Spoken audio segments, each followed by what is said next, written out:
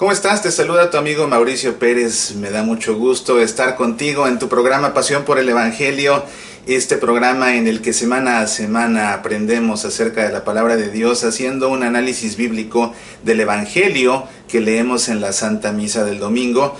Y este es un tiempo importante, estamos ya llegando al final del tiempo de Pascua y tenemos 3 celebraciones muy importantes en puerta, comenzando con la de este domingo, que es la Ascensión del Señor, para después continuar con el domingo de Pentecostés y una semana después celebrar la Santísima Trinidad, dogma central de nuestra fe. Así que hay muchos temas muy importantes que nos ocupan y que estarán captando nuestra atención en estas semanas por venir, como te digo, empezando en esta ocasión. Así que me gustaría entrar de lleno a realizar el análisis bíblico de este Evangelio, y en esta ocasión no solo del Evangelio, sino también de la primera lectura, porque tocan el mismo tema, pero desde 2 puntos de vista diferentes, y vale la pena comprender pues la visión de cada uno de los autores sagrados.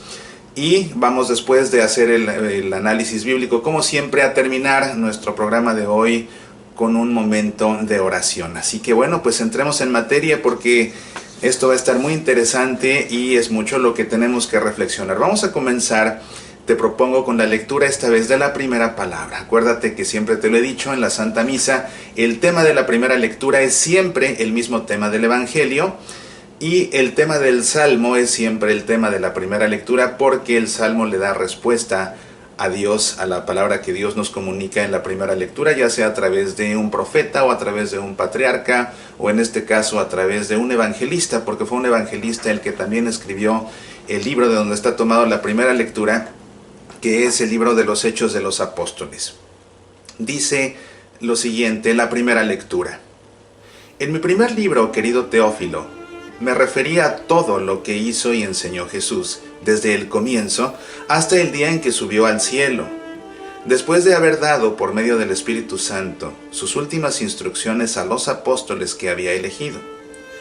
Después de su pasión, Jesús se manifestó a ellos dándoles numerosas pruebas de que vivía, y durante 40 días se les apareció y les habló del reino de Dios. En una ocasión, mientras estaba comiendo con ellos, les recomendó que no se alejaran de Jerusalén y esperaran la promesa del Padre. La promesa, les dijo, que yo les he anunciado, porque Juan bautizó con agua, pero ustedes serán bautizados en el Espíritu Santo dentro de pocos días. Los que estaban reunidos le preguntaron: Señor, ¿es ahora cuando vas a restaurar el reino de Israel? Él les respondió: no les corresponde a ustedes conocer el tiempo y el momento que el Padre ha establecido con su propia autoridad, pero recibirán la fuerza del Espíritu Santo que descenderá sobre ustedes y serán mis testigos en Jerusalén, en toda Judea y Samaria y hasta los confines de la tierra. Dicho esto, los apóstoles lo vieron elevarse y una nube lo ocultó de la vista de ellos. Como permanecían con la mirada puesta en el cielo mientras Jesús subía, se les aparecieron 2 hombres vestidos de blanco, que les dijeron: hombres de Galilea, ¿por qué siguen mirando al cielo? Este Jesús que les ha sido quitado y fue elevado al cielo, vendrá de la misma manera que lo han visto partir. Pues aquí tienes, este es el relato de la ascensión según lo cuenta San Lucas en sus Hechos de los Apóstoles, que de hecho es así como comienza el libro de los Hechos de los Apóstoles precisamente.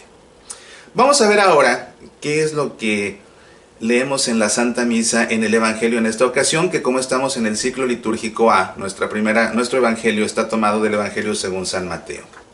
Dice lo siguiente: después de la resurrección del Señor, los 11 discípulos fueron a Galilea, a la montaña donde Jesús los había citado. Al verlo, se postraron delante de él. Sin embargo, algunos todavía dudaron. Acercándose, Jesús les dijo: yo he recibido todo poder en el cielo y en la tierra. Vayan y hagan que todos los pueblos sean mis discípulos, bautizándolos en el nombre del Padre y del Hijo y del Espíritu Santo, y enseñándoles a cumplir todo lo que yo les he mandado. Y yo estaré con ustedes todos los días hasta el fin del mundo. Pues aquí tienes, esta es la lectura del Evangelio. Como ves, los 2 textos nos hablan acerca de la ascensión del Señor. Sin embargo, hay diferencias muy sustanciales. Y me gustaría que comencemos por analizar la primera lectura, comenzando pues por el principio. Dice: en mi primer libro, querido Teófilo. Teófilo fue el destinatario de la obra de San Lucas. San Lucas también inicia su evangelio dirigiéndose a este ilustrísimo Teófilo. Y ahora la segunda parte de sus escritos, que son los Hechos de los Apóstoles, se los dedica también o se los escribe a este también querido Teófilo. ¿Quién es Teófilo? ¿O quién fue Teófilo? Teófilo es una palabra que en griego significa amado por Dios. Theos, Dios, philos, amado. El amado por Dios. Entonces no sabemos si Lucas se refiere realmente a una persona verdadera cuyo nombre fue Teófilo, y en caso de ser así, pues como en el libro de los como en el Evangelio se refiere a él como ilustrísimo Teófilo, pues se puede pensar que este Teófilo, de haber existido, habría sido algún magistrado que sobre todo pues venía del mundo griego, ¿verdad? Lucas escribe todo su evangelio para todas las personas gentiles, para todos los que vienen de la cultura griega que se están convirtiendo al cristianismo. Entonces puede ser que Teófilo haya sido un magistrado que tuviera algún cargo importante entre los griegos, pero dado que la palabra Teófilo, o el nombre Teófilo, porque de hecho sí es un nombre, pero como palabra pues significa amado por Dios, puede ser también que realmente Lucas esté usando este nombre no para dirigirse a una persona, sino para dirigirse a esa comunidad de cristianos que están siendo evangelizados, que provienen en este caso del mundo gentil, porque finalmente todos ellos son también teófilos, son amados por Dios. Y comienza el libro de los Hechos de los Apóstoles diciendo así: en mi primer libro, o sea, en el Evangelio, en mi primer libro, querido Teófilo, me refería a todo lo que hizo y enseñó Jesús, desde el comienzo hasta el día en que subió al cielo. Y es que efectivamente, pues Lucas es uno de los dos evangelistas junto con Mateo que su evangelio presenta también un evangelio de la infancia. Entonces por eso dice que desde el principio, desde el comienzo, ¿verdad? Desde el comienzo hasta el día en que subió al cielo. Vamos a ver más adelante que dice la primera lectura: en una ocasión, dice, después de su pasión Jesús se manifestó a ellos. Es decir, después de su pasión, o sea, su muerte, después de su muerte, Jesús se manifestó a ellos. O sea, resucitó. Una vez que resucitó, Jesús se manifestó a ellos dándoles numerosas pruebas de que vivía, y durante 40 días se les apareció y les habló del reino de Dios. Y precisamente esta frase en el libro de los Hechos de los Apóstoles resume todo lo que ha sucedido en estos 40 días de Pascua que está terminando, y resume precisamente pues todo lo que nosotros hemos estado celebrando litúrgicamente, esas apariciones de Jesús a lo largo de esos 40 días, para dejar claro que está vivo y para seguir hablándonos del reino de Dios. Y dice Lucas en los Hechos de los Apóstoles que en una ocasión, mientras estaba comiendo con ellos, les recomendó que no se alejaran de Jerusalén. Esto, queridos amigos, si ponen atención y pusieron atención al Evangelio, nos mete en un conflicto, porque Lucas dice que Jesús les recomendó que no se alejaran de Jerusalén y esperaran la promesa del Padre. La promesa les dijo que yo les he anunciado, porque Juan bautizó con agua, pero ustedes serán bautizados en el Espíritu Santo dentro de pocos días. ¿A qué promesa se refiere Jesús? ¿Qué promesa del Padre? ¿Y por qué les pide en los Hechos de los Apóstoles que no se alejen de Jerusalén? Pues se refiere, por supuesto, a la venida del Espíritu Santo, que tendrá lugar en Jerusalén y que tendrá lugar el domingo de Pentecostés. Pero por lo que esto nos mete en un conflicto con el Evangelio, es que en el Evangelio, según San Mateo, comienza diciendo que después de la resurrección del Señor, los 11 discípulos fueron a Galilea, a la montaña donde Jesús los había citado. Según Lucas, la ascensión del Señor tiene lugar en Jerusalén, de donde no debían alejarse los apóstoles. Pero según lo que cuenta Mateo, la ascensión tuvo lugar en un monte en Galilea. Y pues qué interesante es esto. ¿A qué se debe esta discrepancia? Porque Galilea pues se encuentra bastante lejos de Jerusalén, se encuentra al norte de Jerusalén se encuentra en la región de Judea. Al norte de Judea se encuentra Samaria, y al norte de Samaria se encuentra Galilea. Para ponerte un ejemplo, entre dos ciudades o entre una ciudad y un pueblito famoso en la región de Galilea, Nazaret, la distancia entre Jerusalén y Nazaret es de unos 70 kilómetros más o menos. 70 kilómetros no se recorrían caminando ni de broma. Estos 70 kilómetros hubieran sido un recorrido, ellos más o menos cuando caminaban, lo más que caminaban eran 20 kilómetros. Entonces, estos 70 kilómetros los hubieran recorrido en 4 días, caminando un poco más, los hubieran recorrido en 3. De manera que no era un lugar cercano, pues como para no alejarse de Jerusalén, según lo que dice Jesús en los Hechos de los Apóstoles, pero según Mateo dice que en un monte en Galilea. La cuestión del Evangelio según San Mateo es que dice que es un monte, pero no especifica cuál monte, simplemente dice que la montaña donde Jesús los había citado, pero no se especifica cuál. Entonces tenemos aquí una discrepancia geográfica muy interesante, porque según estas dos versiones del evento, de la ascensión, tuvo lugar en 2 sitios diferentes. Entonces, ¿qué es lo que pasa aquí? ¿Alguien está equivocado? ¿O alguien miente? ¿O podemos descartar el evento como falso, dado que los dos testimonios se contradicen? Como ves, es un tema interesante, que tenemos que reflexionar. Bueno, vamos a ver en el Evangelio qué pasa atrás. Fíjate que esta perícopa que leemos de la ascensión en el Evangelio según San Mateo pertenece a la última parte del Evangelio según San Mateo, justamente qué es lo que sucede después de que Jesús resucita. Y en el Evangelio según San Mateo, lo que sucede después de la resurrección es muy escueto. Viene María Magdalena y la otra María, dice Mateo, vienen en la mañana del domingo a la tumba, al sepulcro, y se encuentran que ya está abierto. Y un ángel se les aparece a las 2 Marías y les dice que Jesús se les va a adelantar a Galilea, que vayan a Galilea y allá lo van a encontrar. Esa es la razón, y eso lo ves en el versículo 7 de este capítulo 28. Entonces, ahí esa es la señal por la cual, lógicamente, las mujeres van donde los apóstoles, les dicen lo que vieron, y de ahí que los 11 se desplacen a Galilea en el Evangelio según San Mateo. No sabemos en qué monte, pero es en ese monte donde Jesús asciende al cielo, ¿ves? Y bueno, en lo que Mateo habla acerca de lo que sucede después de la resurrección, te digo, es primero las mujeres que van y encuentran el sepulcro vacío, después una perícopa donde los soldados que estaban custodiando el sepulcro hablan con las autoridades y ellas los sobornan para que digan que se habían quedado dormidos y que no vieron lo que pasó, que no vieron en el momento en que los apóstoles vinieron a robarse el cuerpo de Jesús porque estaban dormidos, y los sobornan para ello. Y después de eso, pues lo que encontramos es este otro episodio de la ascensión y ya. Entonces, resulta muy interesante ver que en el Evangelio según San Mateo, lo que sucede en la ascensión, o lo que sucede en esta perícopa, es realmente la única vez en el Evangelio según San Mateo en que los apóstoles se encuentran con Jesús después de la resurrección.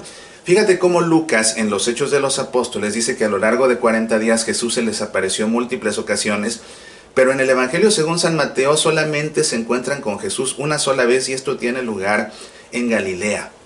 Y además tiene lugar en un monte. Y vemos aquí que dice Mateo, fueron a Galilea, a la montaña donde Jesús los había citado. Al verlo se postraron delante de él, se postraron, es decir, lo adoraron. Ahora sí ya los 11, y fíjate que es muy simbólico que son los 11 apóstoles que quedan. Ya Judas Iscariote no estaba con ellos, él ya se había quitado la vida, después será sustituido, lo veremos en los Hechos de los Apóstoles, por Matías, pero van los 11, y esos 11 son los apóstoles. Esos 11 son los representantes de la iglesia que está por nacer. Va a nacer la iglesia en Pentecostés, pero por el momento esos discípulos de Jesús, esa iglesia que está gestándose, son ellos. Entonces la importancia de que sean los 11 apóstoles es que precisamente ellos son los primeros que conforman esta iglesia que está gestándose, te digo, y que ya nacerá justamente la siguiente semana en Pentecostés. Y entonces se postran para adorarlo. Por primera vez todos los apóstoles, es decir, toda esa iglesia que se está gestando, o toda la iglesia si tú quieres a fin de cuentas, está ya reconociendo a Jesús como Dios y por eso se postran para adorarlo. Dice aquí, al verlo se postraron delante de él. Sin embargo, algunos todavía dudaron, y es que, pues, ¿quién habrá sido el que dudó? Pues yo creo que aunque no mencionan aquí el nombre, ha de haber sido Tomás. Acuérdate que Tomás es el que tuvo sus dudas, según otros evangelios, Juan, ¿no? Pero en este caso, pues esa es la razón, que otra vez en el evangelio según San Mateo, este es el único encuentro que tienen los apóstoles con Jesús después de la resurrección. Quedémonos por un momento aquí en el evangelio según San Mateo, y después vamos a ver por qué la discrepancia de lugares geográficos donde tiene lugar el misterio de la ascensión. Dice, continúa diciendo Mateo, acercándose, Jesús les dijo, yo he recibido todo poder en el cielo y en la tierra. Vayan y hagan que todos los pueblos sean mis discípulos, bautizándolos en el nombre del Padre y del Hijo y del Espíritu Santo, y enseñándoles a cumplir todo lo que yo les he mandado. Esto pues es la misión apostólica que Jesús le encomienda no solo a esos apóstoles, sino que le encomienda a toda la iglesia, nuevamente la iglesia que está gestándose, que por el momento está formada por estos 11. Y que a fin de cuentas será una iglesia apostólica. Y si nuestra iglesia es católica y es apostólica, es precisamente por lo que estamos viendo aquí.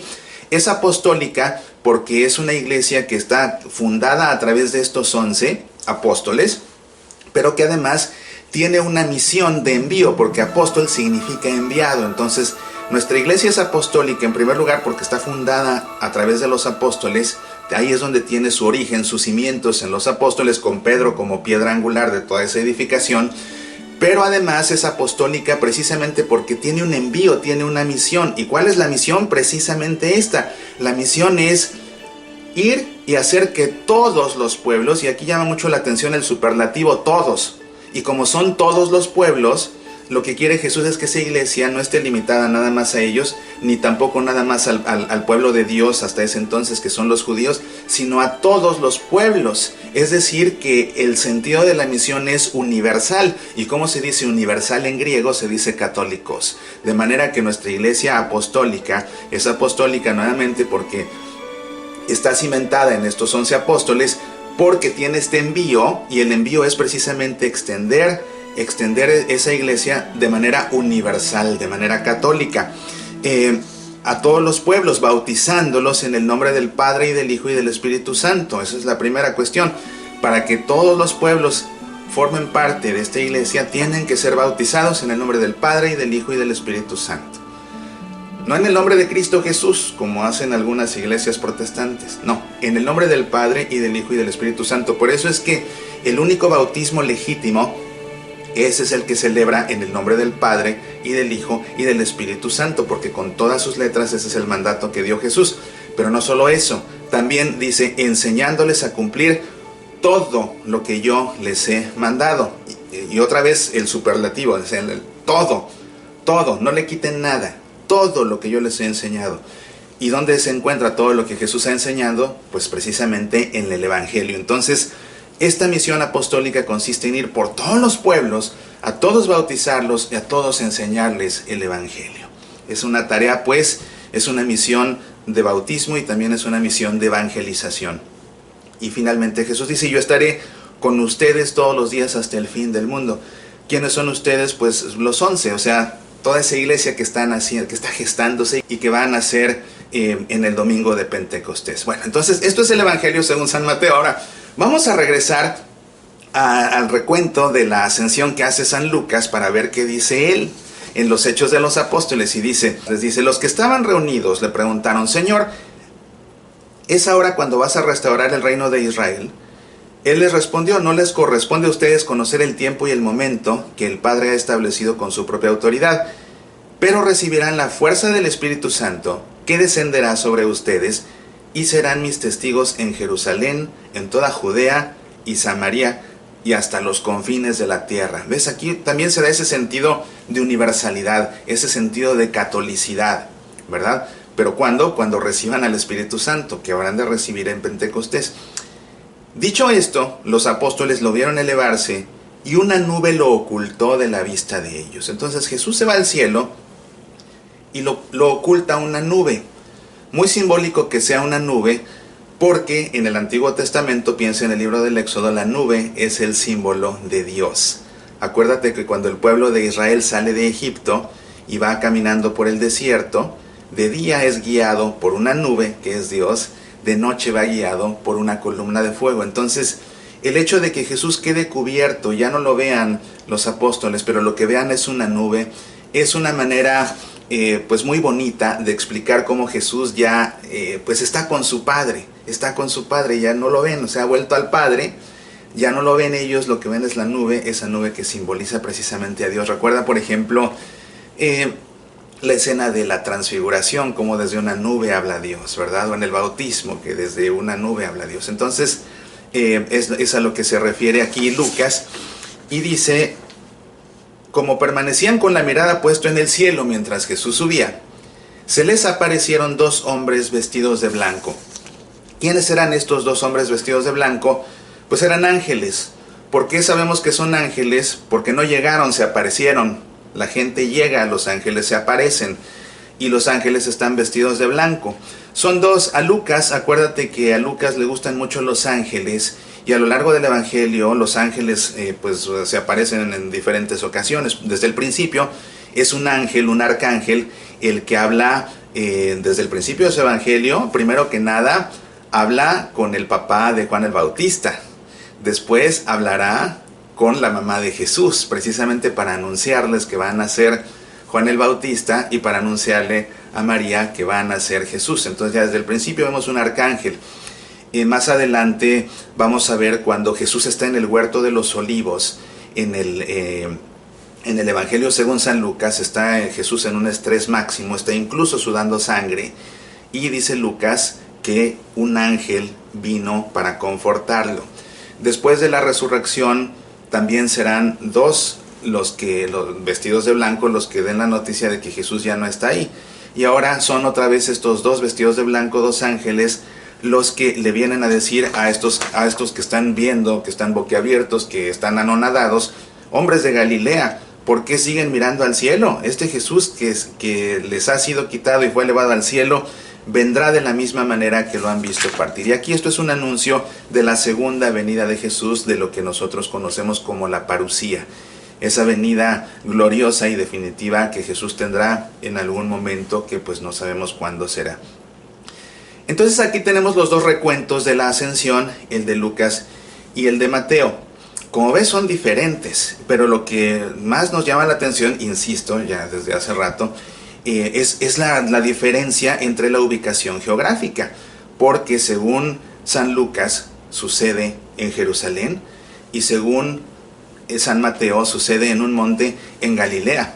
Y como te digo, pues entre Jerusalén y Galilea había unos 70 kilómetros de distancia.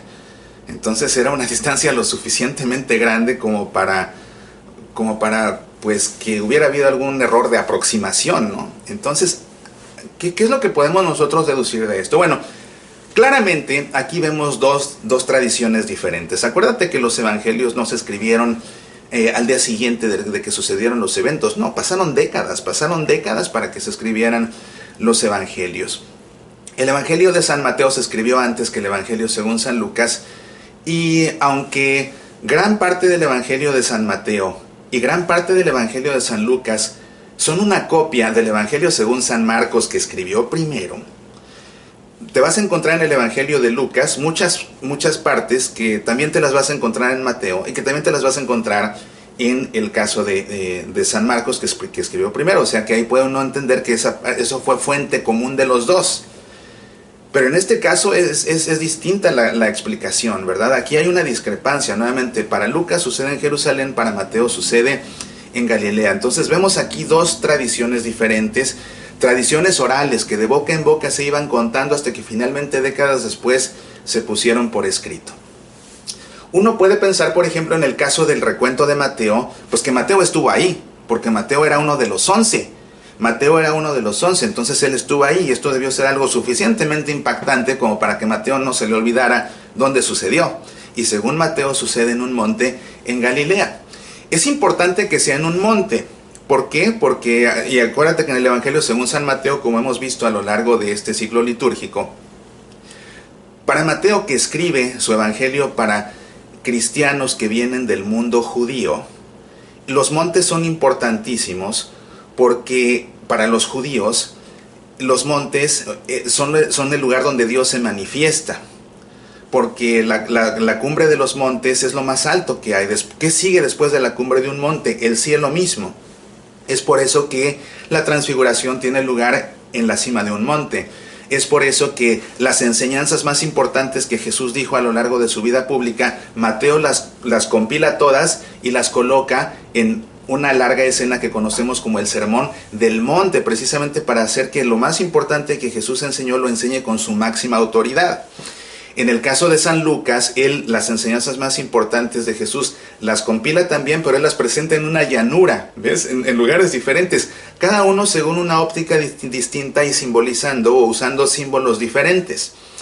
Y precisamente hablando de símbolos, yo me atrevería a decir que la ascensión tuvo lugar realmente en Galilea, dado que Mateo, que fue testigo ocular, es lo que refiere.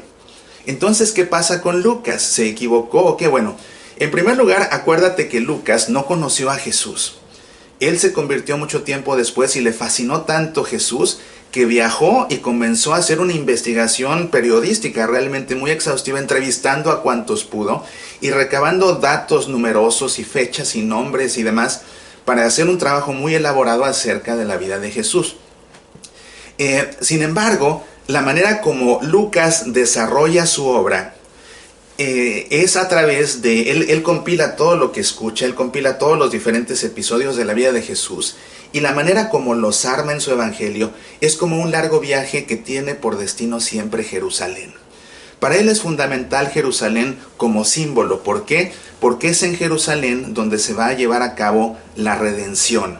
Es en Jerusalén donde Jesús va a morir, y también es en Jerusalén donde Jesús va a resucitar. De modo que para Lucas es importantísimo ascender a Jerusalén, que aparte estaba colocada también en la cima de un monte. Es importantísimo para los discípulos de Jesús hacer esa peregrinación a lo largo del evangelio hasta Jerusalén, porque es ahí donde va a ocurrir la redención. Estar en Jerusalén implica ser redimido. Será en Jerusalén también donde venga el Espíritu Santo sobre los apóstoles, y ahí se fundará la iglesia en Pentecostés. En el Evangelio de la Infancia vamos a ver que también termina el Evangelio de la Infancia en Jerusalén, cuando se les pierde el niño a María y a José y lo encuentran en donde, en el templo de Jerusalén, admirando a todos los grandes sabios.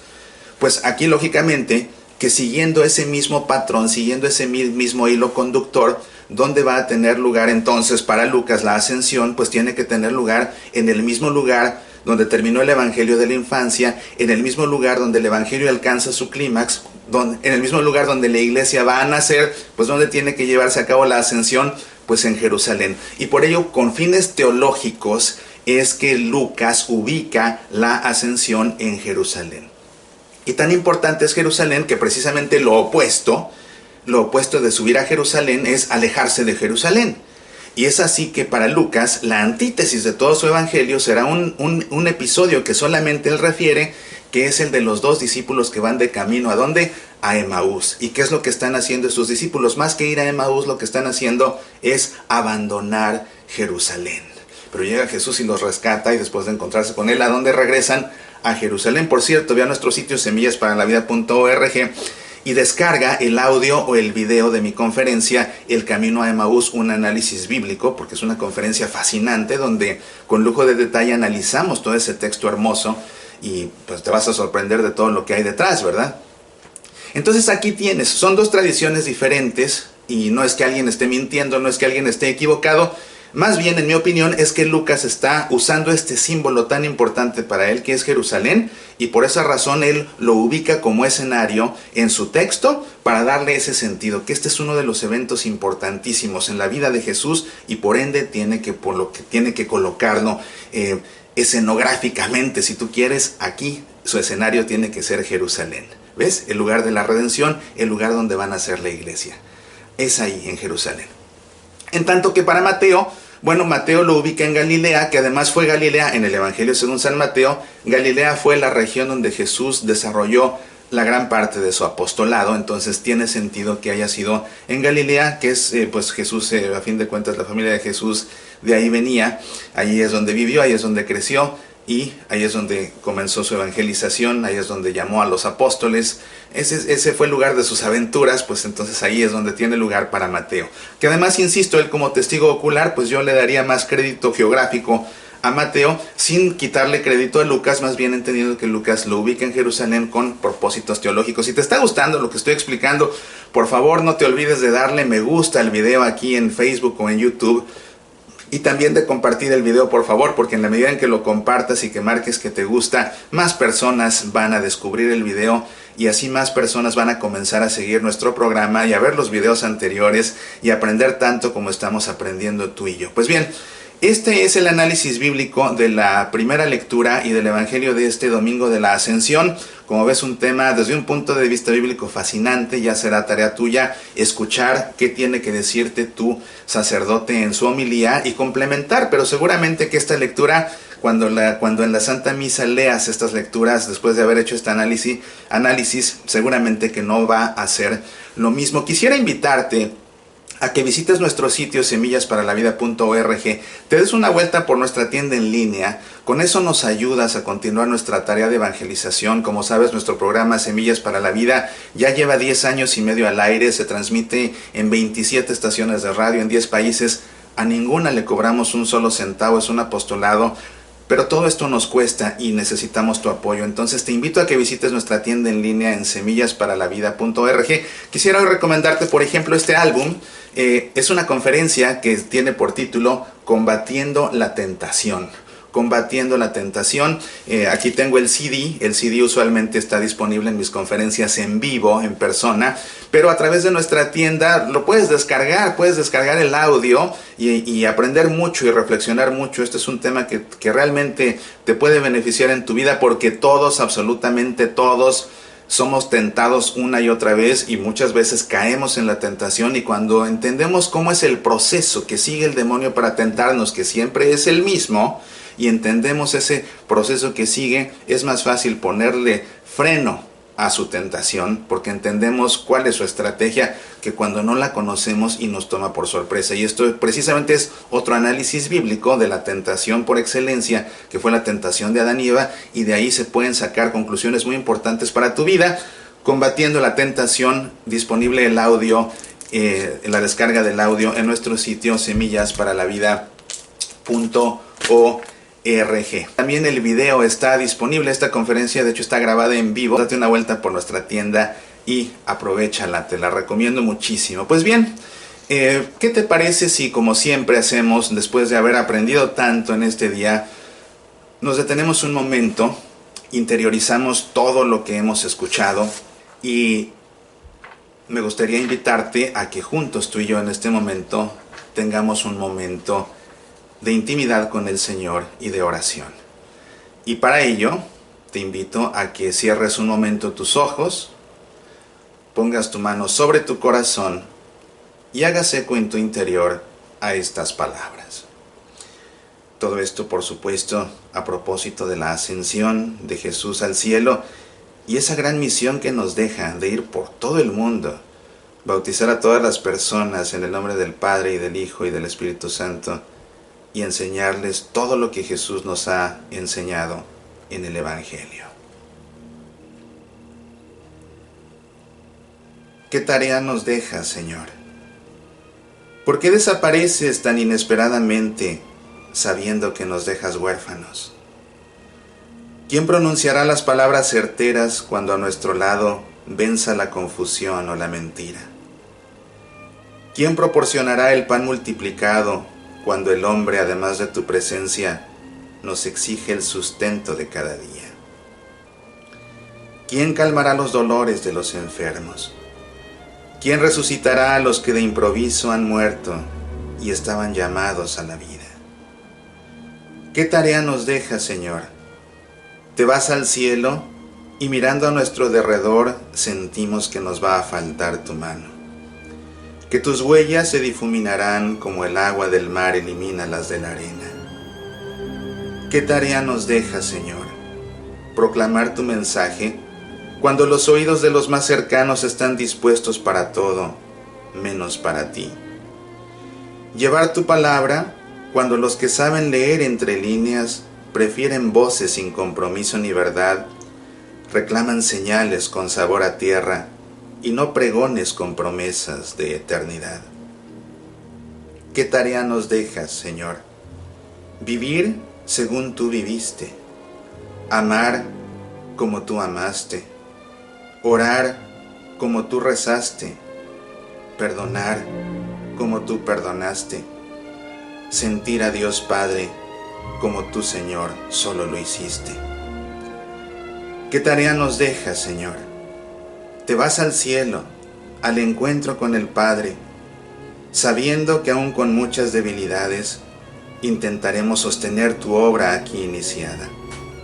Vete, Señor, pero no nos abandones. Vete, Señor, y ojalá pronto vuelvas a culminar el reino que no acaba aquí en esta tierra.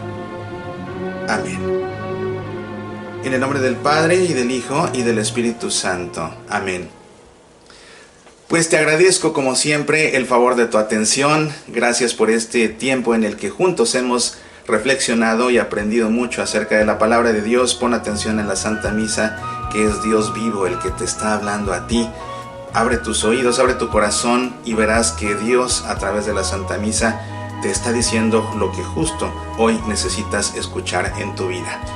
Soy tu amigo Mauricio Pérez y te espero la próxima semana para continuar aprendiendo juntos acerca del Evangelio. Por lo pronto te deseo que Dios te llene de bendiciones. Apasionate por nuestra fe.